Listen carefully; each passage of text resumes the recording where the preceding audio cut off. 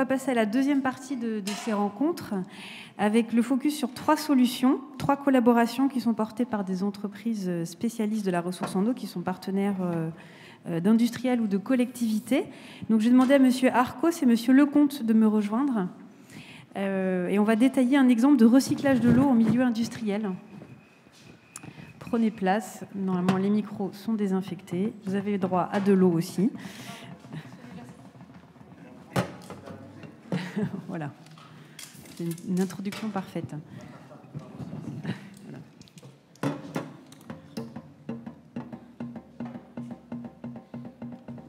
Voilà. Installez-vous, hein, Monsieur Lecomte, et vous asseoir.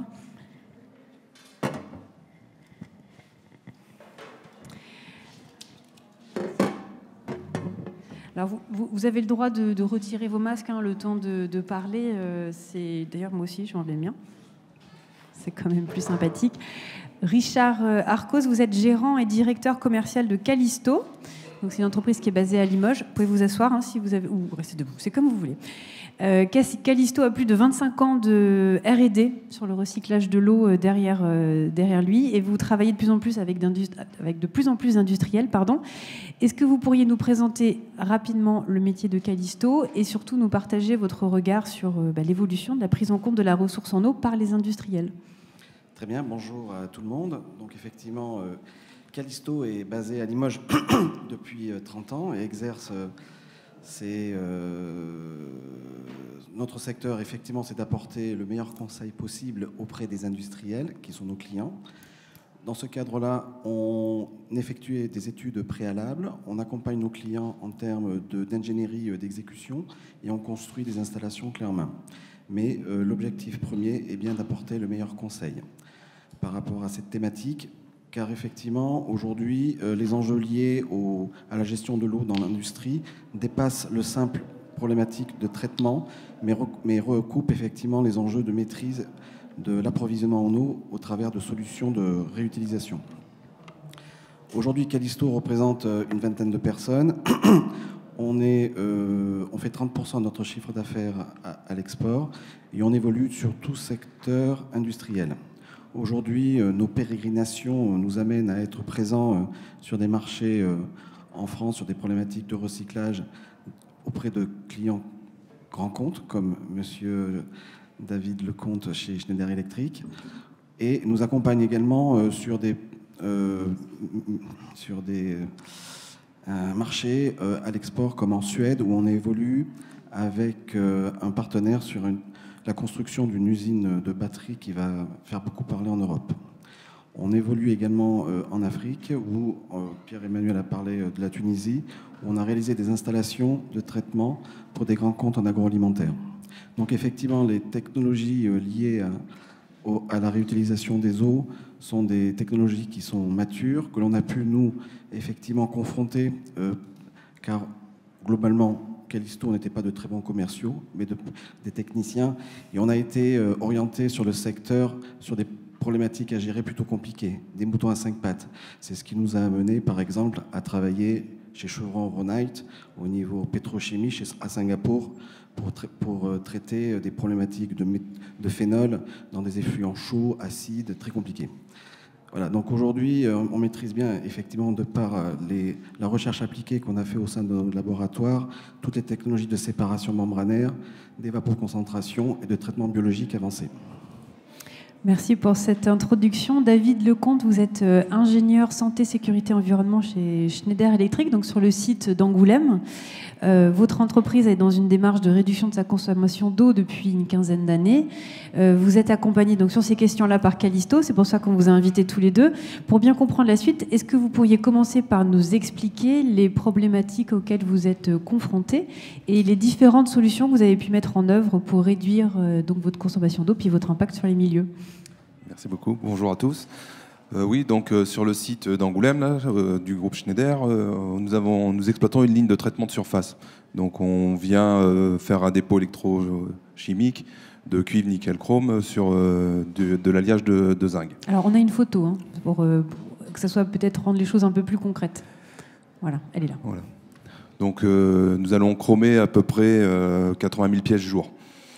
Donc c'est une grosse production et c'est assez stratégique pour Schneider sur la partie commande machine.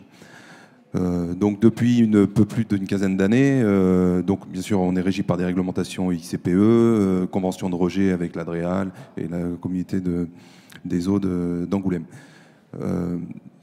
Depuis une bonne quinzaine d'années maintenant, suite à plusieurs directives, la première qui avait été ROHS, il a fallu qu'on substitue le Chrome 6 sur des lignes, ce qui a amené un gros changement, je dirais chimique, état chimique, de nos rejets.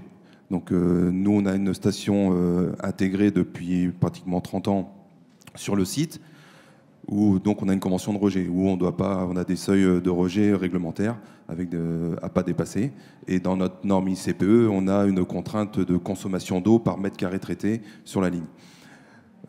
Avec le premier changement qu'il y a eu, donc il y a maintenant 16 ans, au niveau ROHS, ça nous a amené beaucoup de problématiques sur le traitement et sur nos rejets. C'est d'où l'intervention de la société Callisto à cette période-là. C'était la première fois qu'on s'est rencontrés et ils nous ont emmené leurs conseils et des solutions techniques de modification de notre station pour pouvoir redevenir réglementaire. Alors peut-être juste pour bien comprendre, c'est vrai que donc sur cette chaîne de production, il y a différents bassins. Oui. Alors je ne suis pas du tout l'experte du sujet, donc je vais vous laisser expliquer, mais c'est juste de manière très simplifiée. Si j'ai bien compris, il y a différents bassins de rinçage. Donc à chaque fois, c'est des techniques différentes pour traiter ces eaux-là. C'est bien ça ? Oui, tout à fait. Comme j'ai dit au départ, sur cette ligne-là, on va faire 3 dépôts successifs. D'abord du cuivre, du nickel et du chrome. Donc il faut savoir que pour chaque fonction, par exemple pour le bain de cuivre qui fait 6 mètres cubes, on va avoir pas loin de 10 mètres cubes de rinçage derrière, avec une succession de 4 rinçages différents. Minimum pour pouvoir après rentrer dans la fonction suivante qui va être le dépôt de nickel. Car le cuivre risque d'être un polluant pour le nickel. Donc il faut que sur la pièce, elle soit super bien rincée pour ne pas venir polluer le nickel. Et pareil, après la fonction nickel, on va avoir pas loin de 6 mètres cubes de rinçage pour pouvoir décontaminer toute trace de nickel pour pouvoir après faire le dépôt de chrome. Donc de ces fonctions de rinçage, c'est ce que nous, on a en rejet, toutes ces fonctions de rinçage. Donc avec la limitation des débits que l'on a par rapport à la contrainte ICPE, on a des problématiques souvent de mauvais rinçage. Donc d'une part, on a une mauvaise qualité et aussi, niveau réglementaire sur les rejets, on est toujours très limite sur les seuils réglementaires imposés. Du coup, la démarche qui a été mise en place à cette époque-là, ça a été aussi de se dire, de commencer à faire du rejet zéro sur une partie de certaines installations. Donc on est passé sur de l'évapoconcentrateur sur une partie. Donc la première partie, ça a été les nickels, rinçage nickel. Ce qui a permis de diminuer la quantité d'eau exploitée sur le site par rapport à la norme de débit spécifique de consommation d'eau, et aussi d'enlever certains polluants qu'on pouvait rejeter avant en station communale. Parce que nos rejets se font en station communale et pas directement dans la rivière. Alors peut-être un autre élément de contexte qui me semble important par rapport à ce qu'on a pu dire sur la première table ronde, c'est que cette usine de Schneider Electric, c'est la seule au monde à faire justement ces petits boutons poussoirs, là, ce dépôt. Oui, donc il y a un enjeu économique qui est énorme derrière tout ça. Oui, tout à fait. On est la seule usine au monde à faire cette production. Et on le voit par exemple en ce moment, on a 2 gammes. On a la gamme métallique, donc avec du zinc, et on a une gamme aussi plastique de boutonnerie. Et on voit qu'actuellement, avec les pénuries de plastique, nous, on a pris plus de 25% supplémentaires sur la partie métallique, parce que là-dessus, on n'a pas de pénurie. C'est du Zamax, c'est très simple, et du coup, il n'y a pas de pénurie. Du coup, là, nous, par exemple, on tourne exceptionnellement depuis cette année en VSD, chose qu'on ne faisait pas. On tournait sur du 3, 8, 5 jours. Maintenant, on tourne même sur du VSD tellement la demande est forte. Donc c'est très stratégique. Donc c'est vrai que dans le business continuum plan du site, on a mis l'accent majeur sur l'eau, qui est déterminant pour nous sur notre activité. D'où la démarche engagée depuis à peu près 1 an pour se mettre en rejet zéro complet sur le site et réutiliser entièrement notre eau sur place.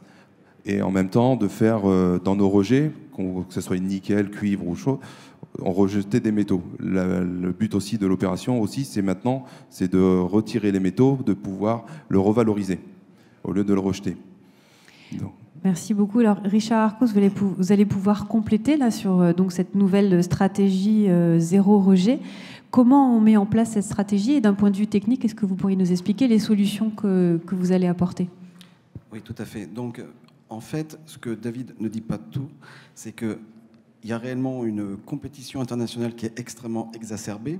Et aujourd'hui, les industriels sont dans des situations assez délicates. Le fait d'avoir basculé la production majoritairement sur la partie chrome, c'est parce qu'il y a eu réquisition des presses plastiques par des automobilistes, des fabricants automobiles allemands auprès de certains sous-traitants.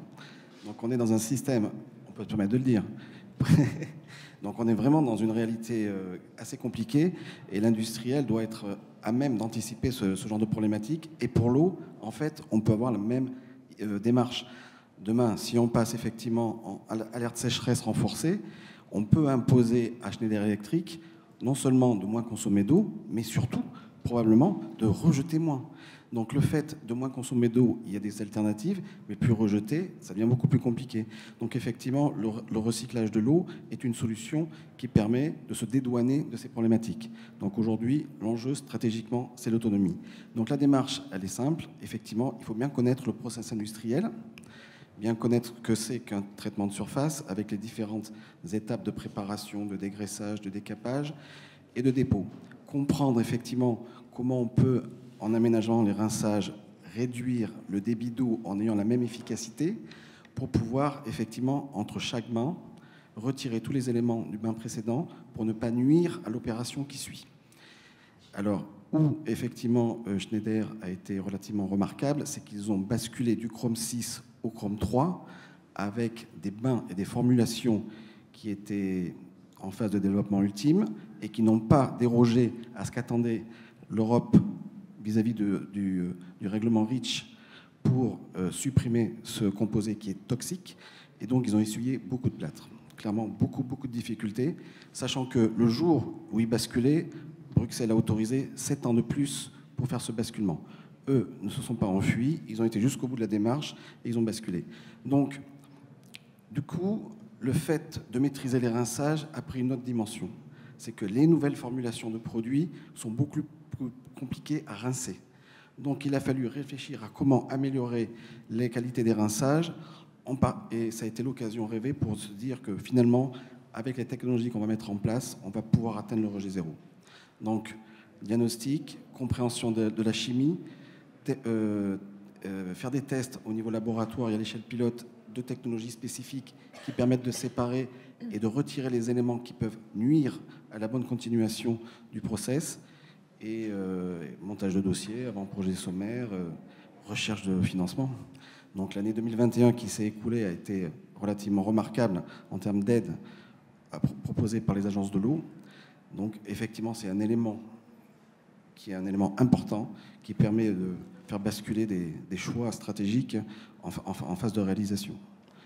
Donc ça va être 35 000 m3 qui vont être économisés rien qu'avec une chaîne comme celle-ci sur une petite dizaine d'années.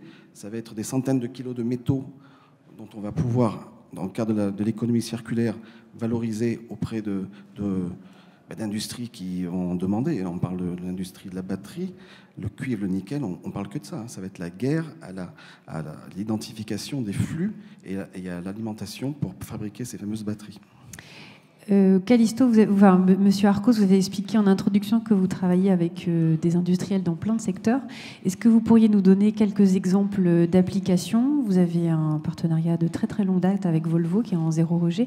Voilà, donc peut-être détailler un petit peu Volvo et puis nous donner à voir un peu le type d'industriels avec lesquels vous travaillez. Donc effectivement, si on fait un focus sur le rejet zéro, on va fêter en 2022 les 20 ans de mise en place et d'exploitation d'une installation de recyclage à 100% sur le site de Volvo à Limoges. 20 ans que ce site, effectivement, est en rejet zéro. Donc c'est un modèle, c'est un site référent dans le groupe. Grâce à ça, il y a des Américains qui sont venus visiter, parce que dans le groupe Volvo, il y a des grands fabricants de gros camions aux États-Unis pour voir effectivement ce modèle. On est intervenu également en première sur l'Occitanie, sur la région du Lot, où on a mis pour la première fois une installation agroalimentaire qui fabrique de la limonade, où on recycle 70% des rejets d'eau pour alimenter les laveuses de bouteilles, parce que lorsqu'on fait de la boisson, malheureusement, il y a une forte consommation spécifique au lavage des bouteilles. Donc ce dossier a été financé par l'Agence de l'eau à Dour-Garonne, a fait l'objet d'un suivi ARS et a fait l'objet d'une demande spécifique auprès de l'ANSES. Donc on a été très très loin dans l'accompagnement et cette installation est en fonctionnement depuis 6 ans. Et on a effectivement aussi réalisé en Tunisie pour un gros abattoir qui tue 100 000 poulets par jour, donc un abattoir très conséquent au niveau de l'Afrique, un revamping d'une installation de 3000 m3 jour pour réaliser une qualité d'eau adaptée à l'irrigation d'arbres fruitiers, donc avec des normes très très très draconiennes. Donc, je vais avoir une dernière question, puis après, je vous passerai la parole dans le public, donc préparez vos questions. D'un point de vue de la réglementation européenne, est-ce qu'on va vers une généralisation du rejet zéro ? Moi, je suis intimement persuadé que Bruxelles va bouger les lignes fortement et va contraindre les industriels à ne plus prélever d'eau dans les milieux naturels, que ce soit dans les nappes phréatiques ou dans les cours d'eau. On pressent, effectivement, il y a beaucoup d'experts qui travaillent, il y a des publications qui commencent à fuiter. Et demain, l'exemple de Schneider est un excellent exemple de ce qui pourra être fait en termes de maîtrise en recyclant ces eaux pour être dédouané de devoir prélever dans les milieux naturels. Mais demain, pour l'abattoir de Limoges, peut-être que la bonne solution, ça sera de réutiliser l'eau sortie de la steppe qui est au bout de la rue pour la réutiliser. Et ça va être aussi, je pense, une forte demande de Bruxelles qui va imposer des choses à ce niveau-là. Ça n'engage que moi, mais on le pressent. Merci beaucoup. Alors, on va passer aux questions du public. Je vais remettre mon masque et je vais me déplacer. Est-ce que vous avez des questions ? Alors, oui. Merci. Déjà, vraiment, je voulais vous remercier tous les deux par rapport à votre qualité de ce que vous faites. Alors déjà, vous, en tant qu'entreprise, parce que nous, en tant qu'élus, c'est ce qui nous motive aussi à voir qu'il faut des hommes derrière et de la compétence technique pour permettre de faire avancer les choses. Et on voit bien que c'est pas depuis hier que vous êtes sur le sujet. Donc, en fait, vous étiez, vous, avant-gardiste, parce que nous, on arrive maintenant, je dirais presque que c'est facile, parce qu'on est presque un petit peu obligé. Mais il y a 20 ans, même si on le savait, on l'était peut-être un peu moins. Donc déjà, d'avoir autant d'énergie depuis 20 ans, vous parliez de Volvo à Limoges, moi, voilà, on peut être que fier de ce genre de démarche et vous remercier pour ça et donc pour les futurs projets qu'on fera. Merci. Et puis pour Schneider, le courage, parce que je sais au quotidien, les entreprises, économiquement, ça a un impact au départ. Donc moi, ce qui m'intéresse, c'est le sujet de ma question. C'est, à part ce courage que vous avez eu de vous engager sur une démarche vertueuse, c'est une chose, mais il y a quand même derrière aussi se préparer pour l'avenir, ce qui vous rendra plus fort. Moi, j'en suis convaincu. Mais c'est aussi, est-ce qu'on peut avoir une idée sur l'investissement et potentiellement sur retour sur investissement ? Est-ce qu'on peut avoir une idée de ça ? Alors là, en 15 ans, grosso modo, c'est à peu près 1 million d'euros déjà investis. Et là, on repart sur un investissement d'à peu près 1,5 million. Donc, pour être en rejet zéro. En termes de retour sur investissement, c'est de la non-perte, en fin de compte. On fait un calcul de la non-perte sur ce type d'investissement. Donc, c'est toujours assez compliqué en tant qu'industriel de pousser ce type de projet. Mais bon, le groupe Schneider, on est dans une grosse démarche là, sur l'environnement, là, avec une ligne de conduite très ambitieuse là, pour les 10 prochaines années. Donc ça rentre dans le cadre du nouveau plan directeur du groupe. Donc voilà. Et j'imagine aussi que finalement l'investissement, il se met aussi en regard du risque industriel, hein, d'avoir un arrêt total des chaînes. Oui, tout à fait. Donc, oui, c'est ça. Est-ce qu'il y a d'autres... Oui, je voulais juste souligner, c'est vrai que l'aide financière de la Dour-Garonne est quand même assez importante.